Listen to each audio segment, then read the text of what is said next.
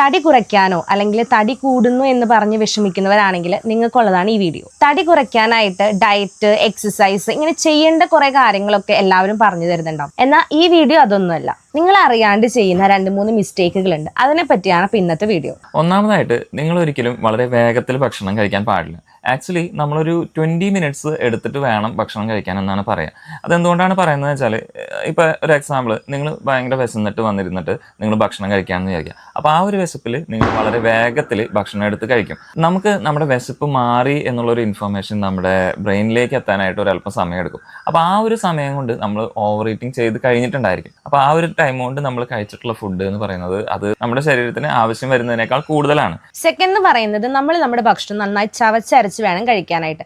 അങ്ങനെ ചെയ്യുമ്പോഴാണ് നമ്മുടെ മെറ്റബോളിസം നന്നാവുള്ളൂ, നമ്മുടെ ബോഡിയിലേക്ക് ഈ ന്യൂട്രിയൻസ് ഒക്കെ ഈസിലി അബ്സോർബ്ഡ് ആവുള്ളൂ. അപ്പോൾ ഈ ഒരു കാര്യം ശ്രദ്ധിച്ചു കഴിഞ്ഞാൽ നിങ്ങളുടെ വെയിറ്റ് ലോസ് ജേണിയിൽ അത് ഭയങ്കര ഒരു മാറ്റങ്ങൾ കൊണ്ടുവരും. സോ പെട്ടെന്ന് തന്നെ ഇത് ആവശ്യമുള്ള നിങ്ങളുടെ ഫ്രണ്ട്സിനൊന്ന് ഷെയർ ചെയ്ത് കൊടുത്തു.